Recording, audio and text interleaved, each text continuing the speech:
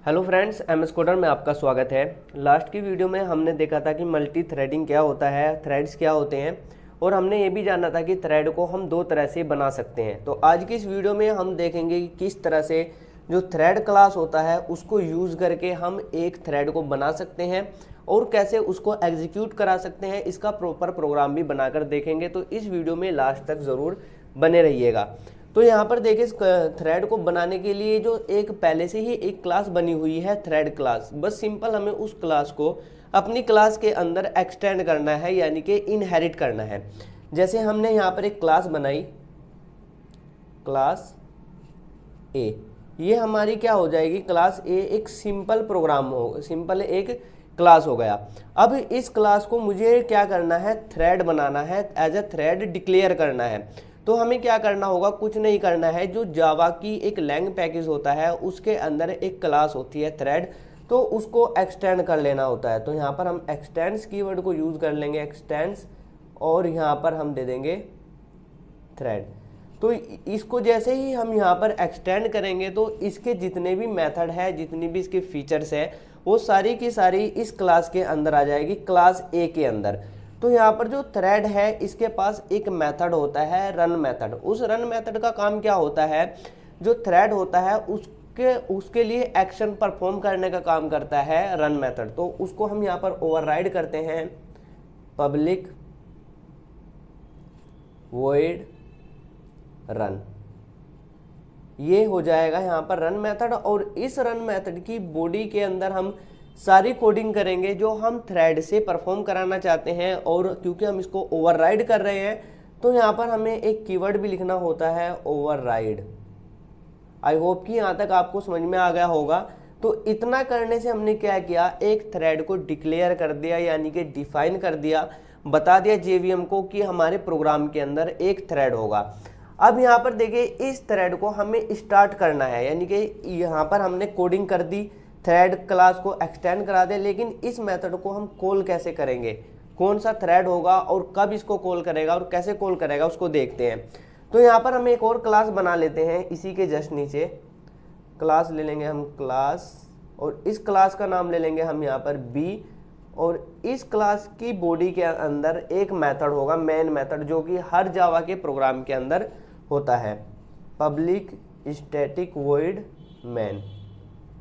तो यहाँ पर ये एक मैन मेथड हो जाएगा। इस मैन मेथड के अंदर हम क्या करेंगे, थ्रेडिंग से रिलेटेड सारे काम करेंगे कि हम इस थ्रेड को किस तरह से कॉल कर सकते हैं। तो यहाँ पर सबसे पहले जिस क्लास ने थ्रेड क्लास को एक्सटेंड किया हुआ है उस क्लास का हम यहाँ पर ऑब्जेक्ट बना लेंगे। तो क्लास ए ने क्या किया है, थ्रेड क्लास को एक्सटेंड किया है, तो क्लास ए का हम यहाँ पर एक ऑब्जेक्ट बनाएंगे, T1, कुछ भी नाम ले सकते हैं हम, इसका रेफरेंस वेरिएबल होता है ये न्यू। और यहाँ पर हम इस तरह से हमने क्या किया, एक क्लास का ऑब्जेक्ट बना दिया। अब इस T1 के पास क्या होगा, इस थ्रेड से के जितने भी मेथड होंगे वो सारे मेथड होंगे। तो यहाँ पर एक मेथड होता है start method, T1 dot start. ये स्टार्ट मेथड क्या करता है, इस रन मेथड को कॉल करता है और जो थ्रेड है उसको स्टार्ट भी करता है और इंटरनली इस मेथड को कॉल करेगा। तो यहाँ से देखिए, जो जब अगर हम कोई भी प्रोग्राम बना रहे हैं, कोई भी जावा का एक प्रोग्राम बना रहे हैं, तो उसके अंदर एक थ्रेड होता है, चाहे हम थ्रेड बनाए या ना बनाए। देखिए जैसे ये क्लास आपको दिखाई दे रही है, इसमें दो थ्रेड है। एक थ्रेड तो ये है जो हमने डिक्लेयर किया है, यानी कि जो हमने बनाया हुआ है, और एक थ्रेड और होता है जिसको बोलते हैं मेन थ्रेड। मेन थ्रेड को कौन कॉल करता है, मेन थ्रेड को कॉल करता है जेवीएम, यानी कि जावा वर्चुअल मशीन।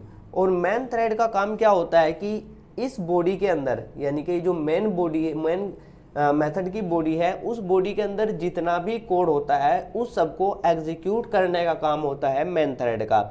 और यहाँ पर जो चाइल्ड थ्रेड आपने बनाया हुआ है उस चाइल्ड थ्रेड को स्टार्ट करने का भी काम किसका होता है, मेन थ्रेड का काम होता है।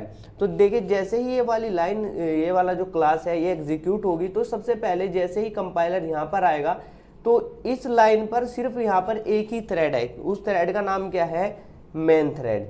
और इस मेन थ्रेड का काम क्या होता है कि इस बॉडी के अंदर जो भी है उसको एग्जीक्यूट करना, इस लाइन पर भी वही मेन थ्रेड काम करेगा।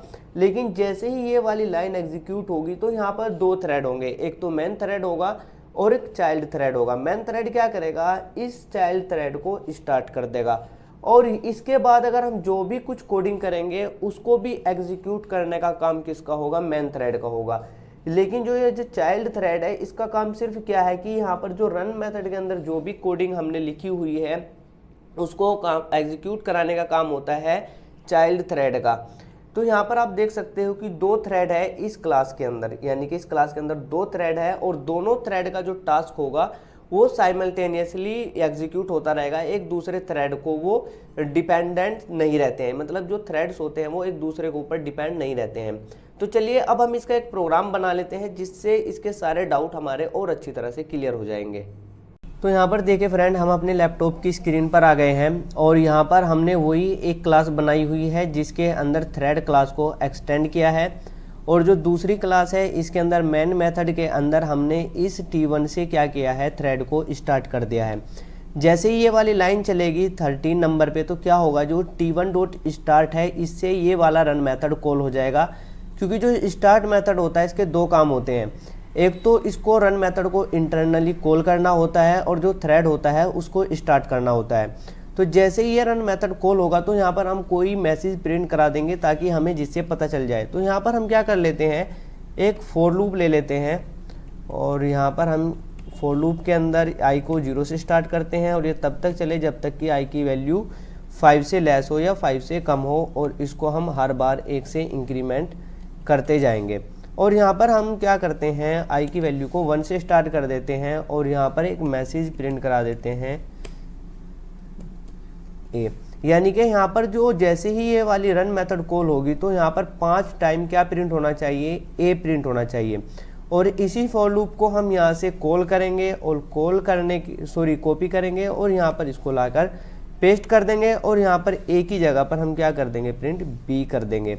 तो यहाँ पर देखिए दो थ्रेड है और दोनों थ्रेड साइमल्टेनियसली काम करेंगे। तो चलिए पहले हम इसको एक बार रन कर लेते हैं।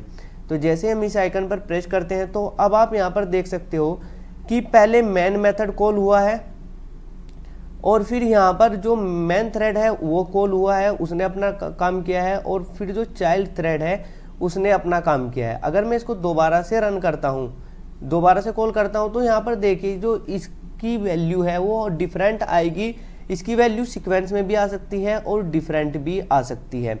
तो यहाँ पर देखिए हर बार क्या हो रहा है कि मेन थ्रेड ही कॉल हो रही है और फिर उसके बाद चाइल्ड थ्रेड कॉल हो रहा है, लेकिन हर बार ऐसा नहीं होगा क्योंकि ये साइमल्टेनियसली काम करता है, कभी मेन थ्रेड कॉल हो जाएगा, कभी चाइल्ड थ्रेड कॉल हो जाएगा। इसको अगर आप बार रन करोगे तो यहाँ पर आपको आउटपुट में डिफरेंट आउटपुट भी मिल सकता है। तो आज की इस वीडियो में सिर्फ इतना ही रखते हैं। अगर इस वीडियो से आपकी हेल्प हुई हो और आपने कुछ नई चीज़ सीखी हो तो इस वीडियो को लाइक करके अपने चैनल को ज़रूर सब्सक्राइब कर लीजिएगा। Thanks for watching.